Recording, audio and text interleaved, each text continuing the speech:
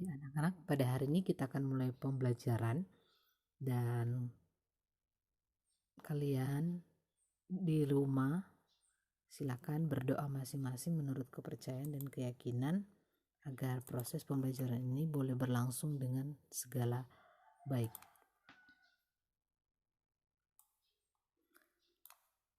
Doa selesai.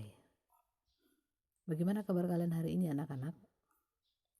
Nah, pembelajaran kali ini akan berlanjut pada KD yang baru, yaitu memahami konsep perubahan dan keberlanjutan dalam sejarah, ya, dalam sejarah. Nah, ada perubahan dan keberlanjutan. Yang pertama adalah perubahan dalam peristiwa sejarah. Kita masuk pada pengertian perubahan dalam sejarah. Itu konsep perubahan dalam sejarah. Nah, perubahan dalam sejarah menurut Heraklitus merupakan pantarei, atau tidak ada hal yang tidak berubah. Yang kedua, Roslan Agani menyatakan ilmu sejarah dapat diibaratkan sebagai penglihatan pada 3 dimensi, yaitu dimensi masa lalu, masa kini, dan masa yang akan datang. Contohnya, kalian bisa lihat pada gambar tersebut ada teks, ya. Contoh ini mengungkapkan tentang perubahan dalam suatu peristiwa sejarah, yaitu salah satunya peristiwa proklamasi kemerdekaan Indonesia pada tanggal 17 Agustus 1945.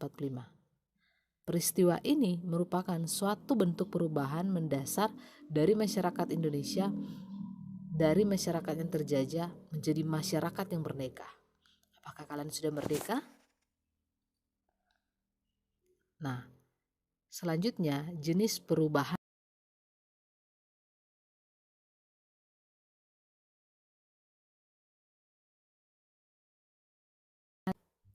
Yang pertama, perkembangan kehidupan masyarakat ada yang berlangsung lambat atau yang biasa disebut evolusi, dan ada yang berlangsung cepat, revolusi. Contohnya adalah perubahan masyarakat di Pulau Jawa dari masyarakat pedesaan menjadi masyarakat perkotaan. Kita bisa lihat di gambar, kalau di Minasa apa ya? Ini gambar di samping kanan yang dulunya desa dan sekarang sudah bisa kota, ya. Dan contohnya apalagi? Nah, sedangkan perubahan yang cepat itu adalah revolusi Prancis di tahun 1489. Secara singkat, mengubah Prancis dari bentuk monarki menjadi bentuk republik. Nah, yang kedua, arah perubahan dibedakan atas keadaan yang lebih baik, ya. Nah, arah perubahan dibedakan atas keadaan yang lebih baik, progres, dan keadaan yang lebih buruk, regress namanya. Dan perubahan yang lebih baik, contohnya modernisasi di benua Eropa di abad ke-18, perubahan yang lebih buruk, contohnya krisis ekonomi Indonesia tahun 1998 sampai 1999 yang mengubah ekonomi menjadi lebih buruk. Dan itu begitu banyak peristiwa di tahun 1998. Kita bisa akses di internet. Apa sih yang menyebabkan perubahan ini? Perubahan dalam masyarakat terjadi disebabkan faktor internal dan eksternal. Yang pertama faktor internal, ya.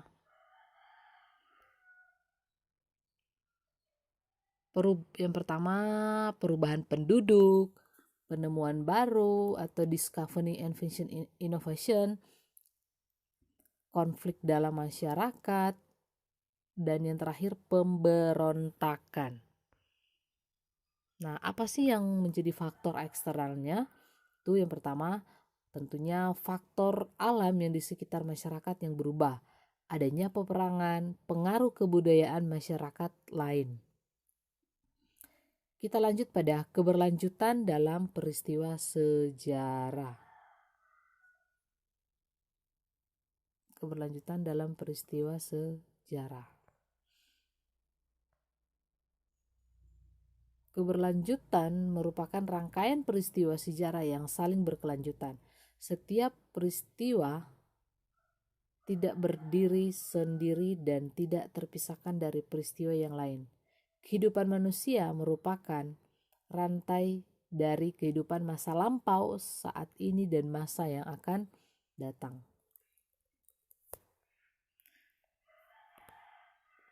Nah, konsep keberlanjutan dalam sejarah.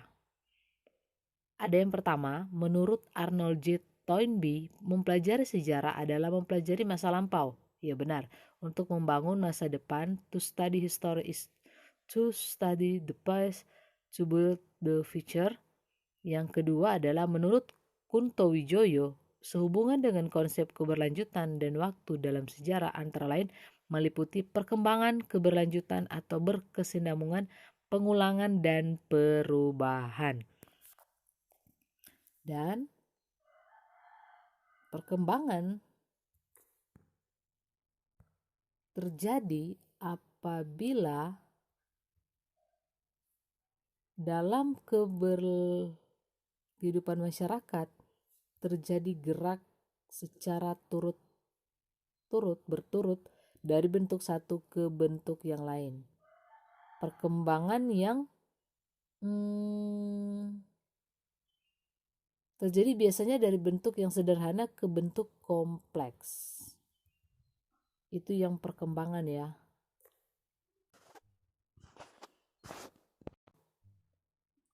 Nah, kita melihat perkembangan yang menurut Kunto Wijoyo.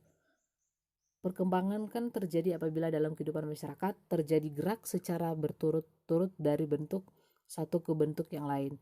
Perkembangan terjadi biasanya dari bentuk yang sederhana ke bentuk yang kompleks. Ya, kalau di luar sana bisa diambil perkembangan wilayah di sekitar Patung Dirgantara atau lebih dikenal sebagai Patung Pancoran di Jakarta ya. Dulunya mungkin sepi dan sekarang sudah banyak sekali bangunan. Nah, kalau di daerahmu bagaimana? Yang kedua adalah keberlanjutan atau kesinambungan. Kesinambungan terjadi bila suatu masyarakat baru hanya mengadopsi lembaga-lembaga lama. Misalnya, pada masa kolonial, kebijakan pemerintah kolonial Belanda mengadopsi kebiasaan lama, antara lain dalam menarik upeti raja taklukan. Belanda juga meniru raja-raja pribumi ya agar melakukan pendekatan. Ya seperti itu. Ini salah satu contohnya ya. Kemudian yang ketiga adalah pengulangan ya. Yang ketiga adalah peluangan. Nah, ini salah satu contoh gambar daripada keberlanjutan dan kesinambungan. Kita pindah ke pengulangan. Pengulangan merupakan suatu fenomena di mana suatu peristiwa yang terjadi pada masa lampau terjadi pada masa berikutnya. Jadi di periode yang berbeda tapi terjadi suatu peristiwa yang sama. Nah, kita bisa lihat ini kedua gambar ya. Kedua gambar ini ada demonstrasi mahasiswa di masa Presiden Soekarno tahun 1965.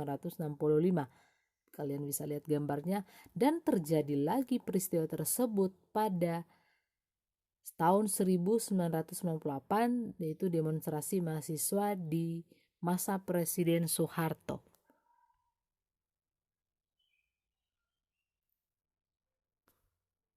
Nah, bagaimana dengan perubahan? Perubahan terjadi apabila dalam suatu masyarakat terjadi perkembangan secara besar-besaran dalam waktu yang relatif singkat. Contohnya revolusi industri di Inggris ya.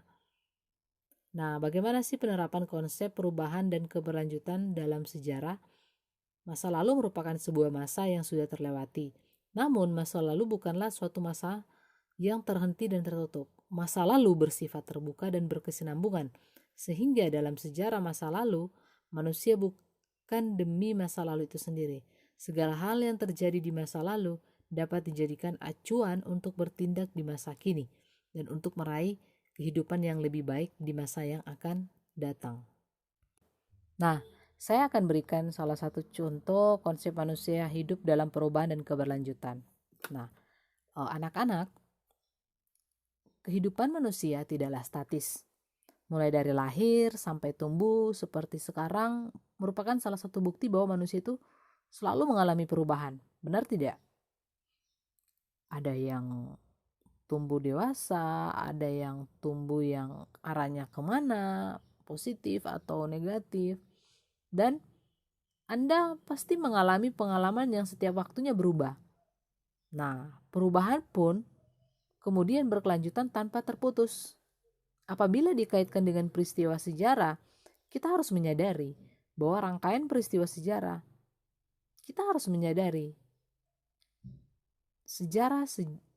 peristiwa sejarah sejak adanya manusia sampai sekarang adalah peristiwa yang berkelanjutan. Nah, bagaimana kalau tanpa manusia? Apakah akan berlanjut? Tentunya tidak. Peristiwa masa lalu berkaitan erat dengan peristiwa setelahnya. Di dalam sejarah, dinyatakan bahwa segala sesuatu yang tersedia sekarang merupakan produk dari perkembangan pada masa sebelumnya. Nah, perubahan adalah proses masyarakat membentuk praktik yang baru dan berbeda sama sekali dengan praktek sebelumnya. Hal itu karena praktik lama dinilai tidak memadai untuk menunjang kemajuan kehidupan. Penyebab terjadinya perubahan antara lain perang, bencana alam, revolusi, krisis ekonomi, reformasi, ataupun globalisasi. Nah, perubahan berdasarkan sifatnya dibagi menjadi dua, yaitu perubahan yang direncanakan dan perubahan yang tidak direncanakan. Perubahan yang direncanakan yaitu perubahan yang melewati proses perencanaan tertentu. Contohnya, pada pemerintahan Pak Jokowi, Indonesia merencanakan pembangunan tol laut agar daerah terpencil dapat pasokan dari ibu kota dengan mudah, strategi pencapaian pembangunan untuk perubahan. Dan perubahan yang tidak direncanakan yaitu dampak yang tidak diharapkan dari yang telah direncanakan. Contohnya, pada saat ini ada bencana alam. Yang pada saat lalu telah terjadi bencana alam di Gunung Agung dan Pasar, ya. Begitu juga di daerah-daerah yang lain. Banyak sekali yang dibangun ya sesuai rencana dan sudah jadi, tapi pada kenyataannya kita bisa lihat juga saat ini ada beberapa daerah titiknya itu terjadi bencana alam, itu banjir. Nah, anak-anak, perubahan berdasarkan skala pengaruhnya ya. Perubahan yang pengaruhnya besar berkaitan dengan perubahan ideologi, sistem ekonomi dan sistem politik. Perubahan yang pengaruhnya kecil berkaitan dengan model rambut, cara berpakaian, gaya hidup. Nah, kan bisa dilihat juga di dalam diri Anda. Nah, apa sih yang menjadi faktor penunjang atau penyebab terjadinya perubahan sosial? Yang pertama, jiwa yang terbuka terhadap perubahan, yaitu jiwa revolusioner yang hidup dalam masyarakat yang mau mengubah apa saja yang telah ada. Bertambahnya perbendaharaan ilmu, pengetahuan, memungkinkan bertambahnya pemecahan baru mengenai berbagai masalah yang dihadapi. Timbulnya keinginan baru yang dipancangkan sebagai cita-cita nasional dan harus diperjuangkan pencapaiannya. Bertambah dan berkurangnya penduduk yang merupakan tantangan yang harus dijawab dengan perubahan sosial. Adanya penemuan baru yang meliputi discovery, inovasi, dan invention. Dan yang terakhir adalah adanya pengaruh kebudayaan lain dan adanya konflik dalam masyarakat serta revolusi yang menginginkan perubahan. Nah, mari kita melihat dunia pendidikan di masa lalu. Pendidikan tradisional atau konsep lama sangat menekankan pentingnya penguasaan bahan pelajaran. Menurut konsep ini, rasio ingatanlah yang memegang peranan penting dalam proses belajar di sekolah dan menengah sejak paruh kedua abad ke-19 dan mewakili puncak pencarian elektrik atas satu sistem terbaik. Nah, ciri utama pendidikan tradisional termasuk yang pertama, Anak-anak biasanya dikirim ke sekolah dalam wilayah geografi distrik tertentu. Yang kedua, mereka kemudian dimasukkan ke kelas-kelas yang biasanya dibeda-bedakan berdasarkan umur. Dan yang ketiga, anak-anak masuk sekolah di tiap tingkat menurut berapa usia mereka pada waktu itu. Keempat, mereka naik kelas setiap habis 1 tahun ajaran. Yang kelima, prinsip sekolah otoritarian, anak-anak diharap menyesuaikan diri dengan tolak ukur perilaku yang sudah ada. Yang keenam, guru memikul tanggung jawab pelajaran berpegang pada kurikulum yang sudah ditetapkan. Itu kenyataan. Dan yang ketujuh, sebagian besar pelajaran diarahkan oleh guru dan berorientasi pada teks. Yang kedelapan, promosi tergantung pada penilaian guru. 9. Kurikulum berpusat pada subjek pendidik. Ke-10, bahan ajar yang paling umum tertera dalam kurikulum adalah buku-buku teks. Konsep pendidikan modern, konsep baru ya, kalian dengar dan pahami. Pendidikan menyentuh setiap aspek kehidupan peserta didik. Pendidikan merupakan proses belajar yang terus-menerus. Pendidikan dipengaruhi oleh kondisi-kondisi dan pengalaman, baik di dalam maupun di luar situasi sekolah. Pendidikan dipersyarati oleh kemampuan dan minat peserta didik. Juga tepat tidaknya situasi belajar dan efektif tidaknya cara mengajar. Pendidikan pada masyarakat modern atau masyarakat yang tengah bergerak ke arah modernising, setiap masyarakat Indonesia pada dasarnya berfungsi memberikan kaitan antara anak didik dengan lingkungan sosial kulturnya yang terus berubah dengan cepat. Jadi, kesimpulan dari ilustrasi dan keterangan di atas itu adanya keterkaitan peristiwa sejarah tentang manusia di masa lalu untuk kehidupan masa kini.